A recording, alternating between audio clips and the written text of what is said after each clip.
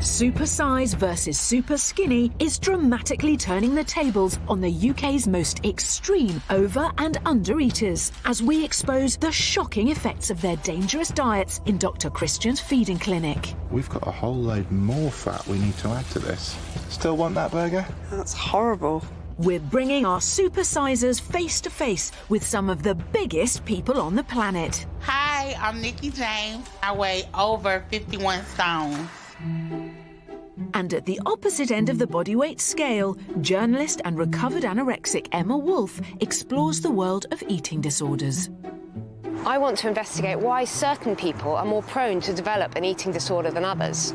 Emma will meet people battling with a variety of conditions, including the mother of a girl who lost her fight against anorexia. It's brought it home to me in a way that nothing else has. What I really need to do right now is to call my mum. So sorry. And comes face to face with the extremity of long-term disordered eating when she meets Valeria Levitin, reportedly the world's thinnest woman. And over in the US, Dr. Christian explores a growing obesity crisis in one of the country's entertainment capitals. In America, when it comes to obesity, Sin City certainly lives up to its name. Las Vegas has shockingly high rates of obesity, fast food consumption, and it's rapidly becoming a bariatric surgery capital. One clinic reported a shocking 80% rise in weight loss surgery in just 1 year. The sewers are so choked with fat, if they weren't emptied, the strip would disappear under rivers of human waste. And the hospitals are packed with people ravaged by obesity-related disease. You could actually see the bone with the naked eye in there. You know, I don't think you ever get used to seeing wounds like that. Supersize versus Superskinny is back.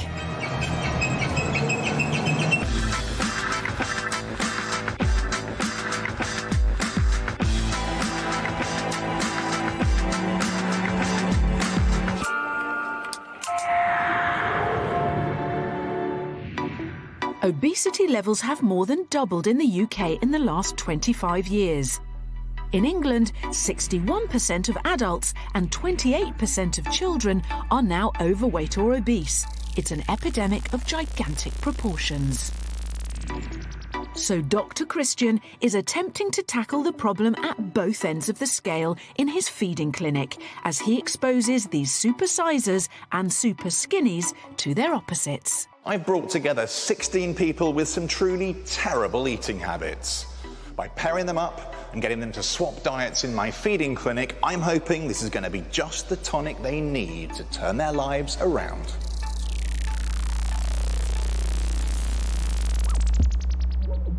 Okay, Gary, come forward. So I'm going to pair you with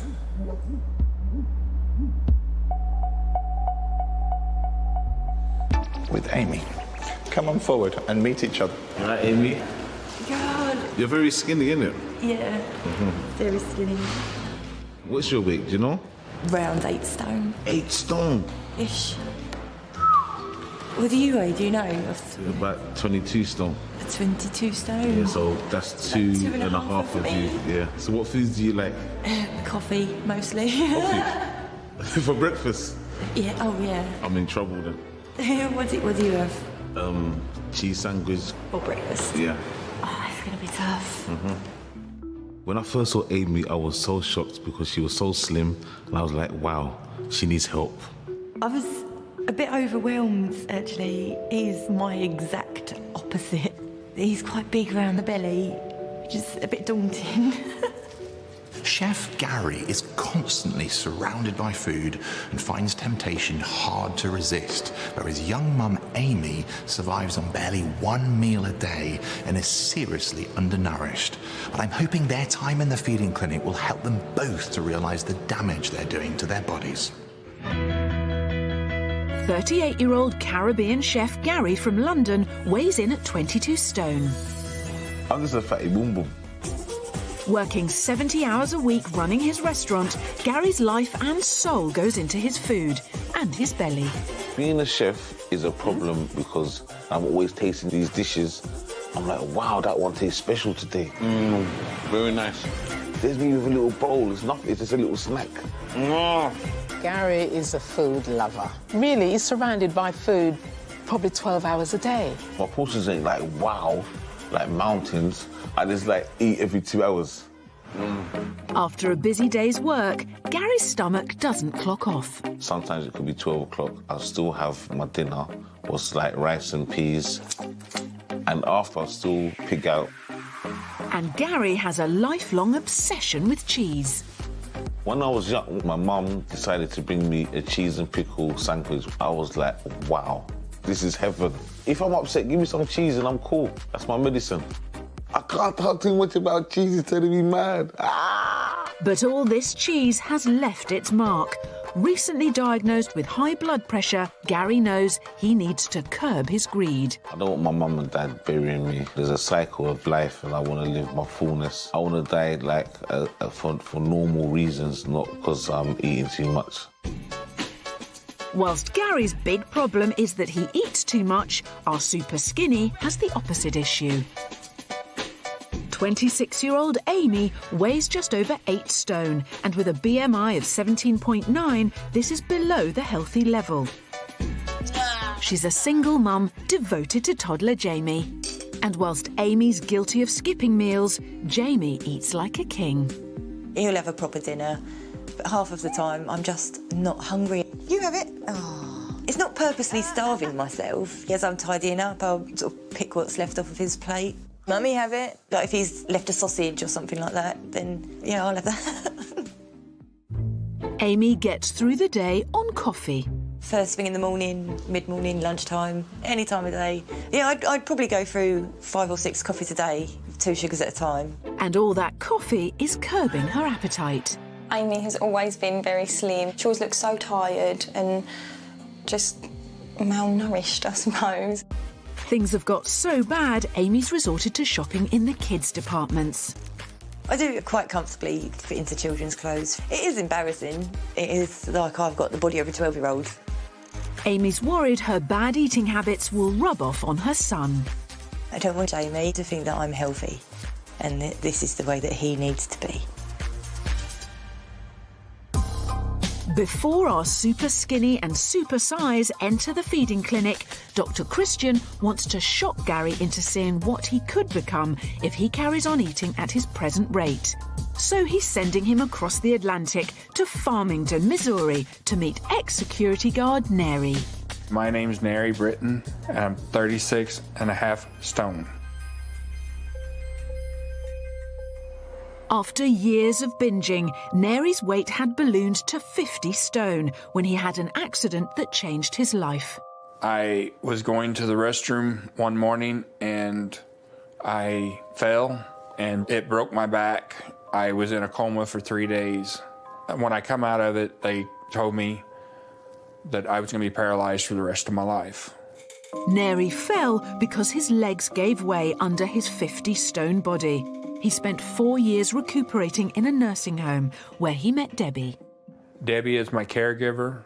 She's also my fiancée. Paralysed from the waist down, Neri uses a wheelchair and has a catalogue of health problems due to his obesity. I have diabetes, kidney failure, sleep apnea. When I have to go to the bathroom, I have to go on paper towels. You're getting there. She says it doesn't bother her, but it has to some. With Debbie's help, Neri's lost 13 stone. That's my goal, is to make sure that he loses as much as he can and that he lives a long and happy life. Love you. Love you. Cheese-loving Chef Gary weighs almost 22 stone. More than 8 stone overweight, he is starting to suffer with fatigue, breathlessness and high blood pressure due to his size. So Dr. Christian is giving Gary a wake-up call, sending him stateside to see the terrible health problems associated with obesity. I don't want to be big no more. I mean, we're in big America and I see a lot of big people that their average size ain't the same size as London. And I know right now I'm going to see something what's going to make me really pull up my socks. And it's about time Gary's meeting 36-stone Neri to find out how his mammoth size has affected every aspect of his life. How are you doing? What's your name? Neri. Neri, yeah? Yep. Wow, you're a big dude. Yes, I am. Very big. Wow. How much you weigh, Neri? I weigh 500. 500? Yes. That's nearly double, that's just under double to me. Yep. How old are you, Neri? I'm 37. You're 37? Yes. Me and you're the same age? Mm-hmm. Wow. It's like he can't move. He's just there stuck. He can't do nothing. He mostly, I don't know how he goes toilet, how he baths. Neri's lack of mobility is already making Gary think. He's about to find out how little Neri can do for himself. I take care of everything from feeding him, getting him his food, to go number 2. It's shocking because I'm so independent myself. Mhm. Like, I love to do everything myself, you know. When you lose your independence, you just want to give up. Because of his size, Neri cannot fit in the bathroom, so they've been forced to adapt the garage. This is the only way that you could have a wash. Yep. Other than taking a bath in the bed. This is the reality of how I live. Neri's skin is very delicate and extreme care needs to be taken when washing. See, I think he's even got one where it's split. Oh, yeah. There.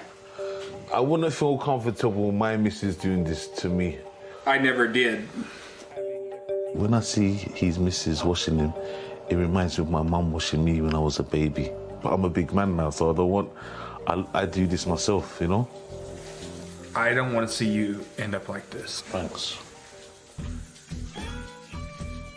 Neri's health condition requires close supervision by the district nurse. The folds of fat are a breeding ground for bacteria, and his skin is riddled with painful sores. This is a big sore here. That's an infection that went all the way down to the bone and ate the skin away. That big old hole you see? Yeah. It was big enough you could put your feet inside of it. Oh, shit. This is too much. Seeing firsthand where his weight gain could lead has put Gary under pressure. He starts to feel unwell and complains of a throbbing headache. Concerned, Debbie takes his blood pressure. This is not good. I got 232 over 115. It's almost double the healthy level. Let's call that ambulance. We need an ambulance. We have a guy that's really sick. The emergency services arrive and attend to Gary. You take blood pressure medicine? No. No medical problems at all? No, I'm overweight. 280 over 120. 280? You're really high. Seriously overweight with high blood pressure, Gary's at risk of having a stroke or heart attack. At any time, you could blow a vessel in your head. Fearing the worst, the paramedics take him to hospital for specialist care. Today, with Gary going to the hospital, it really upset me. It brought back a bunch of memories, bad memories. Being alone, no family, no friends with you. And I hope he never goes through what I've went through. After extensive tests and medication, Gary is discharged and allowed to return home to the UK. I hope it scared him enough that he wants to get healthy. Gary's experience in America may be just what he needs to get his health in check. I can't gamble with my life. I can't say, okay, that's not going to happen to me and carry on eating slack. The reality is it can happen to me, and everyone's in control of their destiny, and I need to be in control of mine. I'm not going to forget about this. I can't forget about this. Dr. Christian is sending Supersize Gary and Superskinny Amy into his feeding clinic, where they will swap diets for 2 days. He's hoping that by being confronted by each other's terrible eating habits, they'll be shocked into changing their lifestyle. After his scare in America, Gary has been to his GP and has been put on blood pressure medication. And today, he's checking in at the feeding clinic. The first thing Dr. Christian wants to address is his recent health scare. Let's go back, first of all, and talk about America. That was kind of good for you. That was a shock for you straight away. And you've also had another shock, which was you've recently had to be put on blood pressure tablets. Yeah. Because your blood pressure was sky high, wasn't it? It was very shocking for me, and like, it changed my life. And, you know, it's time for me to take myself my weight problem serious. I think quite often the thing with blood pressure is actually you feel fine, you can chug along quite happily until some doctor at some stage says, "Oi, your blood pressure's far too high, you need to start taking these pills." I hate to use the cliche wake-up call, but it was, wasn't it? You thought, God, I'm young and I'm already on pills. It's for me to like sort it out as soon as possible to get back on track. You're getting an awful lot of salt, 2.5 times your daily recommended amount of salt. Wow. That will be contributing to your blood pressure. Because I think with the proper diet, losing your weight and doing some exercise, you may be able to come off your blood pressure pills. Yeah. That'd be a nice thing, wouldn't it? Definitely. Next up in the feeding clinic is young mum Amy. By putting her toddler's needs ahead of her own, she's not eating enough food. Weighing in at little over 8 stone, coffee addict Amy survives on 1,389 calories a day, 600 less than her body actually needs. You're a bit of a caffeine junkie, aren't you? I am a bit. You know, you use coffee to give you energy and to suppress the hunger pangs. But actually, what's coffee giving you from a nutritional point of view? Nothing. You basically run on sugar and caffeine. But I bet you feel generally pretty exhausted for most of the day, don't you? I do. I get so tired. I think that's why I drink so much coffee, to try and keep myself awake. There is a far better, easier way to making you feel a little bit more energetic. And guess what that is? Proper food? Proper food. It's time for Supersize and Superskinny to start the diet swap. First up, breakfast, and Gary's waving goodbye to his usual start to the day. Amy's getting Gary's toasty, dripping with cheese, followed by a large bowl of honey-coated crunchy cereal with milk, washed down with a glass of blackcurrant squash. Versus 2 milky coffees with 2 sugars each. I've never really been able to stomach breakfast. I'm food orientated, I'm a chef, I love food. So when I wake up, that's the first thing that's on my mind. So when do you first eat in the day then? Lunchtime? About 2 o'clock, 3 o'clock normally. 2 o'clock? Breakfast is something you eat, not drink, as far as I'm concerned. Can you stop crunching so loud, please? You're taking the mick out of me. When was the last time you had coffee? I've tried to drink coffee 4 times in my life. Really? I just don't like the flavour. 2 cups of coffee, how could she do this to me? How could she do it to herself? Without food, I haven't started my day, so technically speaking, I'm still sleeping. Oh dear. I felt really guilty. I'm sat there eating what he would normally have, and he's there with a drink that he just can't stand. With Gary desperate for food and Amy desperate for coffee, lunchtime arrives. On the menu is one of Chef Gary's favourites. Oh my gosh. A traditional Jamaican dish of saltfish and ackee served with fried peppers, a side of fried plantain, and to follow, macaroni cheese, adding up to a considerable 851 calories. Versus a liquid lunch. 2 coffees with sugar and milk. And you'd have a lunch like this every day? Yes. Wish me luck. Oh my gosh. It tastes nice, doesn't it? I'm really enjoying this, actually. I bet you are. Oh, that ain't cutting it. Overwhelmed by the saltfish, Amy moves on to the cheese-laden macaroni. I normally would have had 2 meals by now. I hope dinner time's good. I'm not putting pressure on you. There is dinner. Yeah, but you said there was lunch. Look at this. Wow, you look pregnant. I am so full up. I don't think I'm going to eat ever again. Is that what my food's doing to you? That's just what I'm eating today. Oh, wow, I'm hungry. My belly's rumbling every 5 minutes. So obviously right now I'm not the happiest bunny. Should we compare? Oh dear. Cheeseaholic Gary has already served up 2 cheesy dishes to Amy. But does he have any idea how much of his favourite dairy product he eats in a year? Come on in and join me here. I want you to have a look at this. Wow, that's a lot of cheese. That is an understatement. About 100 grams a day you get through, Gary. 700 grams a week, 3 kilos a month, 36 kilos of cheese a year. Bloody hell, it's a lot of cheese. Gary's getting an extra 400 calories every day from his cheese intake alone. Dr. Christian wants to shock Gary by showing him how much saturated fat he gets each year just from his cheese habit. That's revolting. That's one bucket. My insides must be really caked up. In fact, there is 13 litres of oil. Gary also consumes a dangerously high 650 grams of salt a year from cheese. This will have seriously affected his blood pressure. Yeah, that's a killer. I'm killing myself slowly.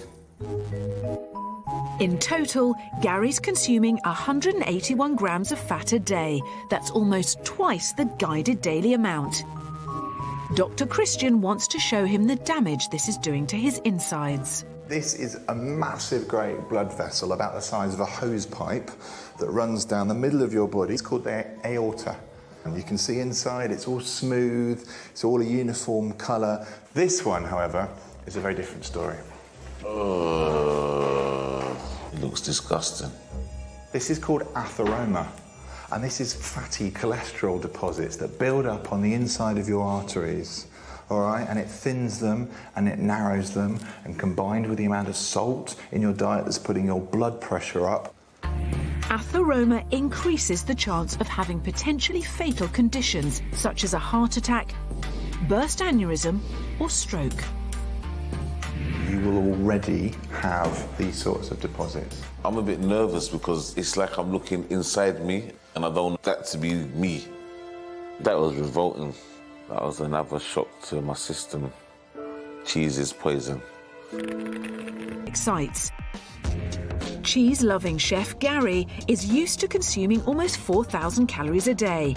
Having not eaten anything so far in the feeding clinic, he's exhausted and desperate for cheese. I need some food, please. I'm so weak. I've had nothing all day. 4 cups of coffee in front of me. I'm hallucinating now. Hopefully there's food downstairs for me, because if not, I don't know what I'm going to do. Dinner time, and will Gary finally get something to satisfy his hunger? Oh, my soul watering is amazing. All he has is a measly egg sandwich, a glass of squash and a cup of tea. And it's fish again for Amy, this time fried, accompanied by an enormous portion of rice and peas, fried onions and peppers, salad and coleslaw. It's finished off with a cheese and pickle sandwich chaser. How can you stomach so much food? I'm a big guy. Do you think you hide behind that? Not really. At work I do 10 or 12-hour shifts. I'm still struggling to see how you think this is a normal dinner. Without the sandwich, yeah, it's normal. The sandwiches are extras. It's just normal. It's not. It is. It's not a normal portion.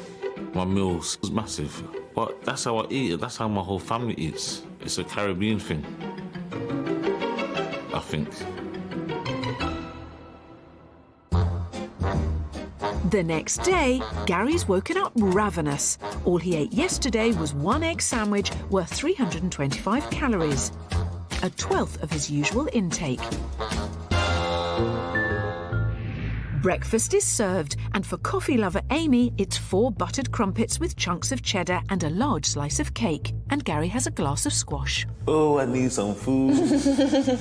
I'm hungry, my belly's rumbling. Someone help me, please. Amy may find it funny, but for Gary, it's no laughing matter. 1, 2, 3, 4, 5, 6, 7, 8 chunks of cheese. I don't know how he can physically stomach that amount of cheese. It's making me feel sick. 2 days, no food. Come on. That's not normal. To watch all that cheese, it's just too much for me. I think it probably is the first time in Gary's life that he's ever been properly hungry. Gary looks like he has reached the end of his tether. It's been an emotional morning for Gary and Amy, but there's a surprise. They each have a letter from a close family member who is worried about their weight. To Gary. Gary's is from his mum. I am so proud of you. Over the years, I had concerns about your health. You are always tired, yet still you don't slow down. I pray that the good Lord will guide you and give you the strength to overcome your weight problem. Wow. It's like she's here now saying this to me. Amy's letter is from her sister. We made the decision to go through this experience knowing it would be difficult and emotional. I'm so excited to see you turning your world around. Continue this experience knowing how much your family love you. Now eat a burger and eat your greens. Your family's obviously concerned about your weight, yeah? I knew my mum was worried, but I didn't realise how much everybody else had picked up on things. Okay. It's time now, isn't it? Yeah. Amy and Gary may have support from their families, but their time in the feeding clinic is far from over. And it's already lunchtime. For Amy, it's a 3-egg mushroom omelette cooked in butter, baked beans, 2 thick slices of bread, and the fish today is smoked salmon. For Gary, 2 coffees with milk and sugar.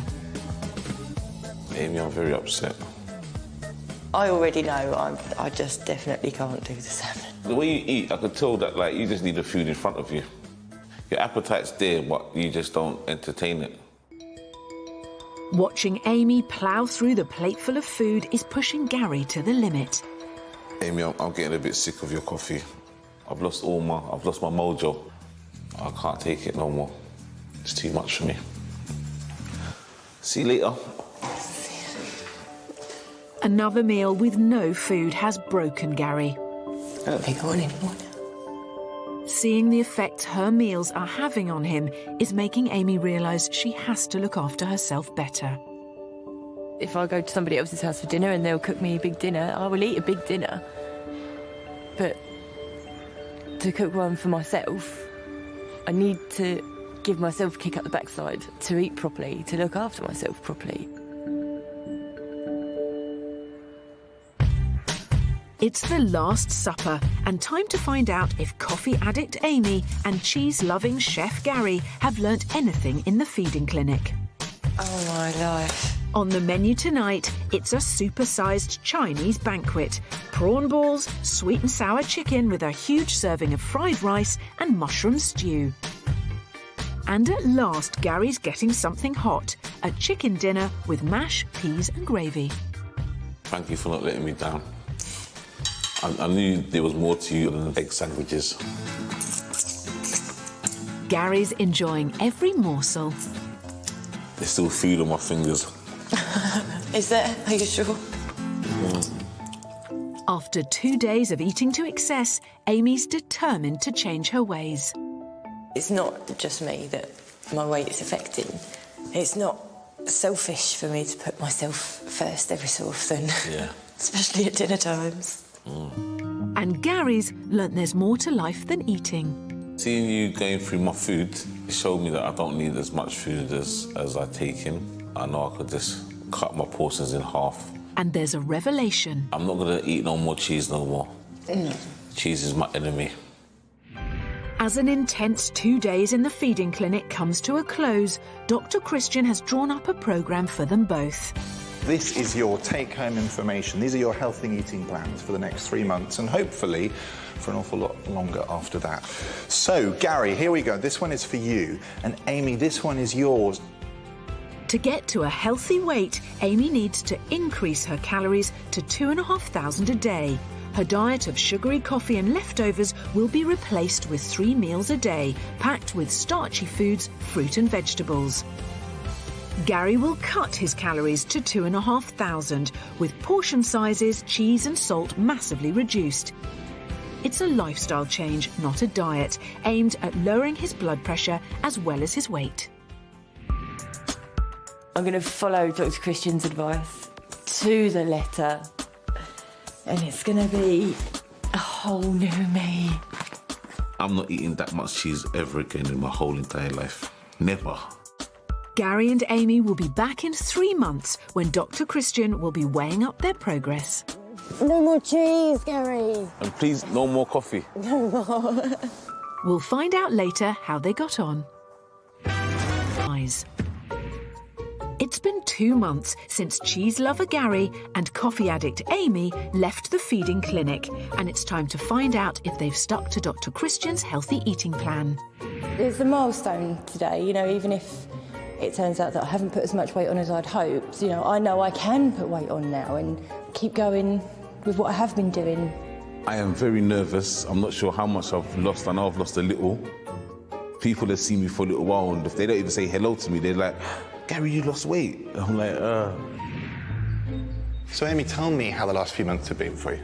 I wake up hungry. I wake up and I want something to eat, and I'll be hungry again for lunch. Isn't it funny how eating more makes you more hungry? I know.